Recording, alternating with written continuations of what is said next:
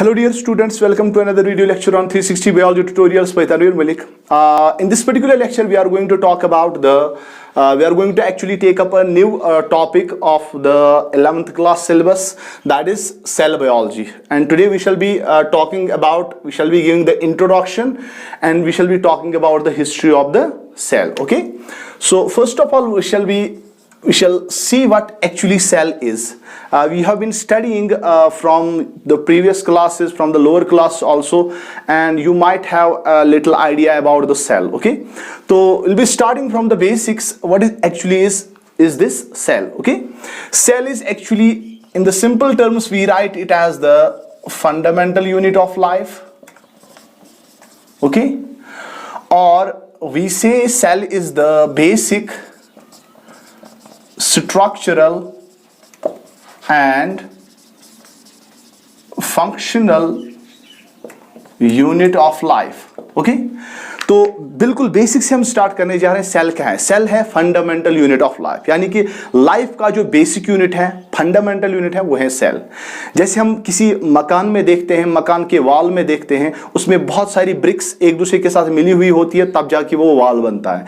इसी तरीके से लिविंग ऑर्गेनिज्म्स की अगर हम बॉडी देखें, चाहे वो प्लांट्स हो चाहे वो एनिमल्स हो, ठीक है ना, चाहे वो यूनिसेलुलर हो चाहे वो मल्टीसेलुलर हो, उन सब लिविंग ऑर्गेनिज्म्स की बॉडी जो बनी होती है वो सेल्स की बनी होती है, ठीक है ना.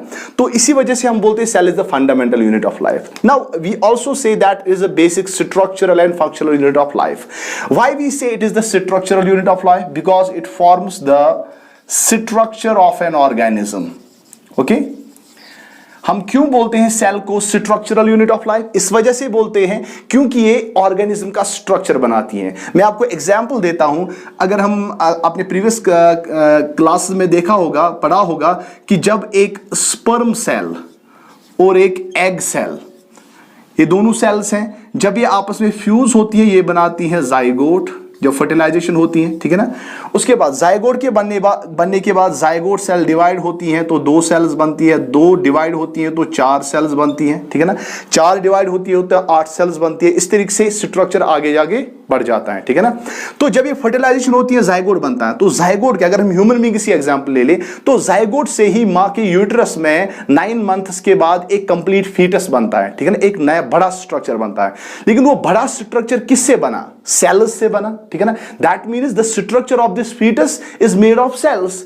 या हमारी बॉडी का, इतनी बॉडी का जो स्ट्रक्चर है, it is all because of the cells. So this is the reason why we say that cell is the structural unit of life. Okay, now why we call this as functional unit of life? Because it carries out all the life functions. Cell ही वो entity है जिसमें सारी life functions होती हैं. Life functions किनको बोलते हैं? वो फंक्शन जिन पे जिंदगी का दारोमदार है, ठीक है ना. जैसे प्लांट्स की एग्जांपल ले लो तो फोटोसिंथेसिस सेल के अंदर होता है, ठीक है ना. और प्लांट से फोटोसिंथेसिस नहीं होगा तो खाना नहीं बनेगा, खाना नहीं बनेगा तो प्लांट ग्रो नहीं करेगा, ठीक है ना. तो ये लाइफ फंक्शन है. इसी तरीके से अपनी एग्जांपल लेंगे हम तो रेस्पिरेशन, अगर हम देखेंगे, रेस्पिरेशन सेल के अंदर होता है. इसी तरीके से एक्सक्रीशन सेल के अंदर होता है, या नर्वस कोऑर्डिनेशन न्यूरॉन सेल के जरिए होता है, ठीक है ना. तो जो भी लाइफ फंक्शंस है, all those life functions are carried out by the cell. So this is the reason why we say that cell is the basic structural and functional unit of life. Okay, so this was the definition of the cell. Now जो biology में हम पढ़ते हैं कि biology के हजारों branches हैं, ठीक है ना. इसी तरीके से एक ऐसा ब्रांच है जिसमें हम सिर्फ और सिर्फ सेल के बारे में पढ़ते हैं, ठीक है ना. And we say that the branch of the biology that deals with the study of cell, is called cytology. क्या बोलते हैं इसको? साइटोलॉजी बोलते हैं, ठीक है ना. तो study of the cell is called cytology. Okay, हाँ. तो ये साइटोलॉजी जो है, इसका फादर जो माना जाता है दैट इज रॉबर्ट हुक. ये आप याद रखेंगे, कभी कभार एंट्रेंस एग्जामिनेशंस में आपको पूछा जाता है. So the study of the cell is called cytology. या अगर हम थोड़ा सा इसको जनरलाइज करेंगे तो हम कहेंगे study of the structure of cell, its organelles and their functions. ठीक है, तो या तो आप जनरली बोल सकते हैं study of cell is called cytology, या तो आप बोल सकते हैं study of the structure of the cell, its organelles and their functions. हमें पता है कि सेल जो होती है, सेल के अंदर बहुत सारे ऑर्गेनेल्स होते हैं, जैसे इसके अंदर न्यूक्लियस होता है, माइटोकॉन्ड्रिया होता है, राइबोसोम होता है, वैक्यूल होता है, एंडोप्लाज्म रेटिकुलम होता है। तो ये सारे ऑर्गेनेल्स हैं, ये सारे मेंबर्स हैं, ठीक है ना, सेल के मेंबर्स हैं। जैसे एक फैमिली के अंदर मेंबर्स होते हैं, इसी तरीके से सेल के भी अपने फैमिली मेंबर्स होते हैं, ठीक है ना, इनको हम बोलते हैं सेल ऑर्गेनेल्स। तो जब हम सेल का स्टडी करते हैं, इसका स्ट्रक्चर पढ़ते हैं, इसके ऑर्गेनेल्स के बारे में पढ़ते हैं और हर ऑर्गेनेल की फंक्शन पढ़ते हैं, ठीक है ना, तो all this study is called as the cytology. Okay, and the father of cytology is Robert Hooke. तो क्यों रॉबर्ट हुक है, आगे जाके पता चलेगा, ठीक है। तो लेकिन ये तो साइटोलॉजी, जब पहले सेल की डिस्कवरी हो गई, उसके बाद इसके बारे में स्टडी किया गया, तो उस टाइम हम बोलते थे साइटोलॉजी। लेकिन आजकल मॉडर्न टाइम्स में हम this cytology term has been replaced by cell biology. Cell biology, तो साइटोलॉजी में हम पढ़ते थे स्ट्रक्चर ऑफ सेल, इसके ऑर्गेनेल्स के बारे में, उनकी फंक्शंस के बारे में, ठीक है। लेकिन अब हम इसको एक मॉडर्न टर्म से यूज करते हैं इसके बदले, that is cell biology. Cell biology में हम पढ़ते हैं it is the study of structure of cell, organelles of cell, ठीक है। इसी तरीके से हम पढ़ते हैं फंक्शंस ऑफ सेल, इस तरीके से हम पढ़ते हैं रिप्रोडक्शन ऑफ सेल, हम पढ़ते हैं एवोल्यूशन ऑफ सेल, हम पढ़ते हैं बायोकेमिस्ट्री ऑफ सेल, हम पढ़ते हैं फिजियोलॉजी ऑफ सेल। ओके, तो सेल बायोलॉजी में जो है, जो ही मॉडर्न टाइम आता गया तो ज्यादा डिस्कवरीज हो गई सेल में, तो जो सेल का जो ये स्टडी है ये बहुत ज्यादा वास्ट हो गया, ठीक है ना। अब सेल में हम सिर्फ ऑर्गेनेल्स का स्ट्रक्चर, इसके फंक्शंस नहीं पढ़ते हैं, बल्कि हम सेल की रिप्रोडक्शन भी पढ़ते हैं कि एक सेल जो है ये किस तरीके से रिप्रोड्यूस करती है, किस तरीके से डिवाइड करती है, किस तरीके से नई सेल्स बनाती है, ठीक है। ये भी हम सेल बायोलॉजी में पढ़ते हैं। तो हम पढ़ते हैं एवोल्यूशन, यानी कि जो ये सेल्स होती हैं इनकी हिस्ट्री क्या है, ये कहां से आती है, नई सेल्स कहां किस तरीके से बनती है पुरानी सेल से, तो ये हम सारी चीजें पढ़ते हैं किसमें, सेल बायोलॉजी में। या हम बायोकेमिस्ट्री ऑफ सेल पढ़ते हैं। बायोकेमिस्ट्री का मतलब हो गया, फॉर एग्जांपल सेल के अंदर ग्लूकोज है, ठीक है, ग्लूकोज की फॉर्मूला है C6H12O6, ठीक है। तो हमें पता है कि ये ग्लूकोज जो है ये बायोलॉजिकल मॉलिक्यूल है, क्योंकि ये लिविंग ऑर्गेनिज्म की सेल्स में है। लेकिन हम बाद में इसकी केमिस्ट्री भी पढ़ते हैं कि इसमें 6 कार्बन है, 12 हाइड्रोजन है, 6 ऑक्सीजन है, फिर इनके दरमियान बॉन्डिंग कैसी है, कैसा स्ट्रक्चर है, ठीक है ना। तो जब हम बायोलॉजिकल कंपाउंड्स की केमिस्ट्री पढ़ते हैं, जैसे ग्लूकोज बायोलॉजिकल कंपाउंड है, सेल्स के अंदर है, और जब हम इसकी केमिस्ट्री पढ़ते हैं, इसको हम पढ़ेंगे किसमें, बायोकेमिस्ट्री में। तो आजकल जो सेल बायोलॉजी है इसमें हम बायोकेमिस्ट्री ऑफ सेल भी पढ़ते हैं, ठीक है ना। हम फिजियोलॉजी ऑफ सेल भी पढ़ते हैं। फिजियोलॉजी का मतलब हो गया सेल के अंदर जो पार्ट्स हैं और उनके फंक्शन जो है वो सारे हम फिजियोलॉजी में पढ़ते हैं, ठीक है ना। तो फिजियोलॉजी ऑफ सेल का मतलब है study of the parts of the cell and their functions. तो cell biology is a vast term. It is the modern term that is used for the study of cell. Not only and this study of the cell includes the structure of the cell, structure of the organelles, functions of the cell, reproduction of the cell, evolution of the cell, biochemistry of the cell, and physiology of the cell. And the father of cell biology is regarded as the George Palade. ठीक है, आगे जाके हम देखेंगे कि George पैलाडी वो scientist था जिसने सेल के अंदर राइबोसोम्स को डिस्कवर किया, ठीक है ना। And this George Palade is regarded as the father of cell biology. Okay, तो ये था जनरल इंट्रोडक्शन किसके बारे में, सेल क्या होती है, ठीक है ना। तो हमने जाना कि cell fundamental unit of life है, structural and functional unit of life है। Why? Because it forms the structure of an organism. Why functional unit of life? Because all the life functions are carried out inside the cell, like photosynthesis, like respiration, like excretion, like nervous coordination, and every life function is carried out inside the cell. And then we talked about the study of the cell. In the earlier times we used the term cytology for the study of the cell, and the father of cytology is Robert Hooke. And nowadays in the modern times this cytology has been replaced by the term cell biology, which includes the vast study of the cell. Okay, so now we'll be talking about the history of the cell. अब हम ये जानने की कोशिश करेंगे कि cell जो है ये किस तरीके से डिस्कवर होगी, इसकी हिस्ट्री क्या है, सेल कैसे डिस्कवर होगी, और डिफरेंट साइंटिस्ट ने क्या क्या कौन कौन सी चीजें हमें बोली, कौन कौन सा स्टडी हमें बोला रिगार्डिंग द सेल। चलिए स्टार्ट करते हैं। तो सेल की हिस्ट्री जो है ये स्टार्ट होती है 1485 से, ठीक है ना। एक साइंटिस्ट था, उसका नाम था, ये साइंटिस्ट नहीं था बल्कि ये था ये एक पेंटर था, ये म्यूजिशियन था, ठीक है ना। तो एक हम जिसे बोलते हैं कि ये डिफरेंट फील्ड्स में इसकी काबिलियत थी। इसका नाम था लियोनार्डो डा विंसी। आपने सुना होगा मोनालिसा पेंटिंग का नाम, तो इन्होंने बनाई थी। तो 1485 में इसने क्या किया, सेल बायोलॉजी में, सेल हिस्ट्री में इसका क्या रोल है। हालांकि इसने हमें कुछ ऐसी कोई चीज डिस्कवर करके नहीं दी, लेकिन इसने हमें इतना बताया, he gave us the importance of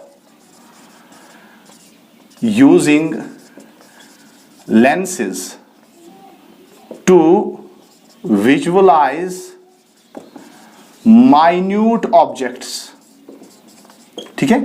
तो लियोनार्डो डा विंसी ने 1485 में हमें यह बताया कि लेंसेज जो होते हैं, लेंसेज को इस्तेमाल किया जा सकता है to visualise the minute objects, जो बहुत छोटी चीजें हैं, जो हमें आंख से दिखाई नहीं देती या बहुत कम दिखाई देता है, तो उसको हम अच्छी तरीके से देख सकते हैं जब हम इस्तेमाल करेंगे किनका, लेंसेज का।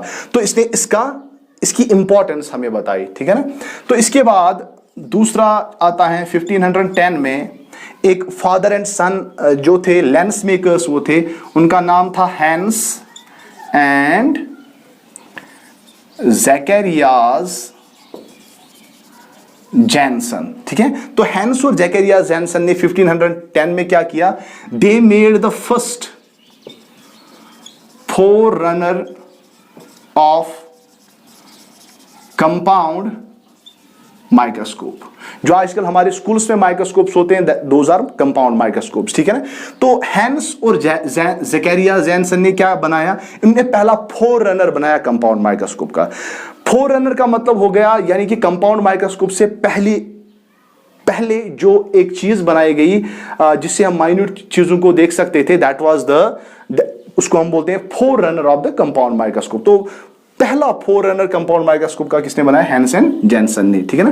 तो इनने क्या किया, इनने एक ट्यूब लिया और इस ट्यूब को दो साइड्स पे इस्तेमाल किए कॉन्वेक्स लेंसेज, ठीक है ना। एक हॉलो ट्यूब लिया, उसको दो साइड से कॉन्वेक्स लेंसेज का इस्तेमाल किया और इस ट्यूब के जरिए से ये छोटी छोटी चीजों को देख पाते थे। क्योंकि ये लेंस मेकर्स थे, तो इन्होंने ट्यूब से क्या बनाया, ट्यूब को दो साइड से कॉन्वेक्स लेंस इस्तेमाल किए and they used this tube to visualise the minute objects, okay. And sorry this was 1590, okay। After that 1610 में और एक साइंटिस्ट आ गया, उसका नाम था गैलीलियो गैलीली। तो गैलीलियो गैलीली ने क्या किया, इसने अपना एक कंपाउंड माइक्रोस्कोप बनाया एंड उसका नाम इसने रखा little I, okay. So Galileo Galilei in 1610 made a compound microscope and named it as little I, okay. हालांकि अभी तक माइक्रोस्कोप का कोई कॉन्सेप्ट नहीं था, माइक्रोस्कोप टर्म भी वजूद में नहीं आई थी, ठीक है ना। अब हम आज बोलते हैं कि इसने कंपाउंड माइक्रोस्कोप बनाया, ठीक है ना। लेकिन हालांकि इसने माइक्रोस्कोप जैसी ही चीज बनाई थी, ठीक है ना। इसका नाम इसने रखा था लिटिल आई, ओके। इसके बाद 1625 में और एक साइंटिस्ट आ गया, उसका नाम था जियोवेमी फेबर। जियोवेमी फेबर ने क्या किया, he coined the term microscope, okay. इसने क्या किया, इसने टर्म माइक्रोस्कोप को कॉइन किया। तो अब यहां से 1625 के बाद जो है माइक्रोस्कोप टर्म इस्तेमाल की गई, ठीक है। अब इसके बाद 1638 में और एक साइंटिस्ट आ गया, उसका नाम था जैन स्वामरडम। इसने भी अपना एक माइक्रोस्कोप बनाया और इस माइक्रोस्कोप की मदद से he first observed the RBCs of frog, okay.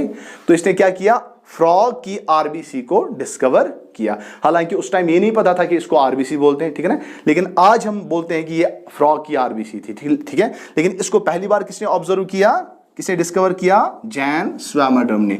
लेकिन इसको ये नहीं पता था ये सेल है, ये बेसिक एंटिटी ऑफ लाइफ है, ये फंडामेंटल यूनिट ऑफ लाइफ है, ये आगे जाके डिफरेंट फंक्शंस करती है लिविंग ऑर्गेनिज्म की बॉडी में, ठीक है ना।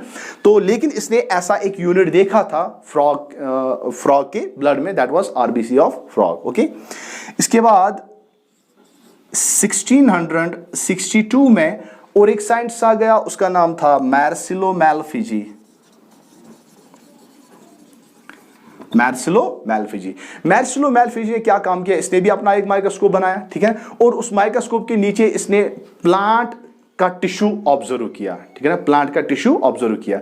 हालांकि ये आपको ध्यान में रखना था, अभी सेल नहीं डिस्कवर हुई थी, अभी टिश्यू का भी ये नहीं था। अब आज हम बोलते हैं कि इसने प्लांट का पार्ट लिया या टिश्यू लिया, तो उसके बाद उस टिश्यू में या उस पार्ट में इसने देखे छोटे छोटे यूनिट्स, ठीक है, उन यूनिट्स का नाम इसने रखा यूट्रिकल्स और saccules. Okay, so this was the 1662 where the Marsilio Malfigi observed the plant part and found small units in it which he called as utricles or saccules, ठीक है, ये था 1662 तक। अब इसके बाद आपने सुना होगा रॉबर्ट हुक का नाम, 9th क्लास से ही 8th क्लास से ही आप पढ़ते आए हैं, ये 1662 तक था। अब 1665 में जो रॉबर्ट हुक था, इसने अपना एक कंपाउंड माइक्रोस्कोप बनाया, ठीक है। तो अगर हम बोलते भी हैं who discovered the first compound microscope, तो हम नाम बोलते हैं रॉबर्ट हुक का। हालांकि इससे पहले भी माइक्रोस्कोप्स बने थे, लेकिन जो रॉबर्ट हुक का माइक्रोस्कोप था, इसका जो रेजोल्यूशन पावर था, इसका जो पावर था to visualise the minute objects, that was very much high from the previously made equipments और माइक्रोस्कोप्स। ओके, तो इसने अपना कंपाउंड माइक्रोस्कोप बनाया, तो बाद में इसको इसी वजह से माना गया, रिगार्ड किया गया as the father of English microscopy. So he is regard as the father of English microscopy, ठीक है। तो इसने अपनी एक बुक भी लिखी, कभी कभार एग्जाम्स में पूछा जाता है कि इस बुक का नाम क्या था जो रॉबर्ट हुक ने लिखी थी। इसका नाम था माइक्रोग्राफिया, ठीक है। तो माइक्रोग्राफिया इसका नाम था। तो इस बुक में इसने हमें यह बताया था, जो भी इसने ऑब्जर्वेशंस की थी रिगार्डिंग द सेल, ठीक है ना, तो वो इसने हमें बताई। एक्चुअली 1665 में रॉबर्ट हुक ने क्या किया, इसने he took a small part of bark और cork of Spanish oak tree called eucalyptus, ठीक है। तो रॉबर्ट हुक ने क्या किया, इसने स्पेनिश ओक ट्री से क्या किया, उसके बार्क का या कॉर्क का छोटा सा टुकड़ा लिया, ठीक है ना। तो जब इसने ये छोटा सा टुकड़ा लिया, इसके बाद इसने ऑब्जर्व किया इसको अपने माइक्रोस्कोप के नीचे, ठीक है ना। हाँ, तो जब इसने माइक्रोस्कोप के नीचे ऑब्जर्व किया, तो इसने देखा, he found a honeycomb like structure. इसने क्या देखा, he found a honeycomb like structure, ठीक है ना। तो हनीकॉम्ब में आपने देखा होगा कि छोटे छोटे रूम्स होते हैं, छोटे छोटे होल्स होते हैं, बिल्कुल ऐसा ही स्ट्रक्चर इसने देखा इस स्पेनिश ओक ट्री के बार्क के टुकड़े का, जब इसने माइक्रोस्कोप के नीचे देखा। तो इसने देखा इसमें छोटे छोटे कंपार्टमेंट्स हैं या छोटे छोटे रूम्स हैं। तो इन छोटे छोटे कंपार्टमेंट्स या रूम्स का नाम इसने रखा सेल्यूला, ठीक है। तो this is one cellula, this is second cellula, ठीक है। तो उसके बाद हालांकि इसने टर्म इस्तेमाल की थी इन कंपार्टमेंट्स के लिए सेल्यूला, ठीक है, लेकिन बाद में this term cellula was raised to the status of cell. हालांकि रॉबर्ट हुक ने टर्म इस्तेमाल की सेल्यूला, लेकिन बाद में इस सेल्यूला का नाम चेंज किया गया टू सेल। लेकिन आज भी still the credit for coining the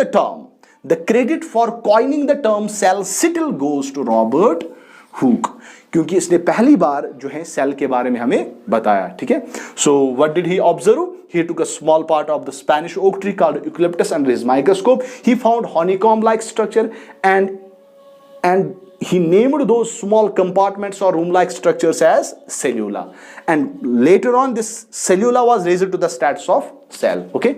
तो बाद में क्या हुआ, एक्चुअली जो रॉबर्ट हुक ने ऑब्जर्व किया था, रॉबर्ट हुक ने he only observed the cell wall, he only observed the cell wall। हमें पता है कि प्लांट सेल उसको बाहर से सेल वॉल होता है, ठीक है। तो रॉबर्ट हुक ने जो जब बाहर से देखा इसको तो उसको सिर्फ सेल वॉल दिखाई दिया। अंदर से इस सेल के अंदर क्या था, न्यूक्लियस था, राइबोसोम से बाकी चीजें थी, ये उसने नहीं देखी। इसे अंदर से सेल को नहीं देखा, बल्कि इसने सेल को बाहर से देखा, और जो बाहर से इसको दिखाई दिया that was the cell wall. For example, हम किसी रूम में हैं और इस रूम के अंदर बहुत सारे बच्चे हैं, तो एक टीचर पढ़ा रहा है और बाहर से कोई बंदा इस कमरे को देख रहा है, तो वो इसको ये नहीं दिख रहा है कि अंदर से क्या हो रहा है, पढ़ा रहा है, क्या हो रहा है, कितने बच्चे हैं, क्या टीचर है, वो बाहर से देख रहा है, तो बाहर से उसको सिर्फ दीवारें दिखाई दे रही हैं, ठीक है ना। तो इसी तरीके से रॉबर्ट हुक ने सिर्फ क्या ऑब्जर्व किया, he observed the cell wall only, ठीक है ना। But the credit for coining the term cell goes still to the Robert Hooke. Okay, तो चलिए इसके बाद और एक बहुत जबरदस्त साइंटिस्ट आ गया जिसका बहुत ज्यादा कॉन्ट्रीब्यूशन है सेल बायोलॉजी में, and he is known as A.V. Leeuwenhoek और एंटोनी वॉन लीवनहॉक। ओके, हाँ चलिए, एंटोनी वॉन लीवनहॉक ने क्या किया 1674 में, he also made his microscope, ठीक है। और ये माइक्रोस्कोप जो था it was more powerful than the microscope made by Robert Hooke, ठीक है। तो इसका रेजोल्यूशन पावर बहुत ज्यादा था from the microscope made by Robert Hooke. Okay, तो इसी वजह से अब चूंकि इसने ये माइक्रोस्कोप बनाया जिसका रेजोल्यूशन पावर ज्यादा था और इसने माइक्रोस्कोप पे ज्यादा काम किया था, and this is the reason why A.V. Leeuwenhoek is known as father of microscopy. तो माइक्रोस्कोपी जो साइंस है, it is a microscopy is actually the science of microscopes और the study of it is a science that deals with the study of microscopes, ठीक है ना।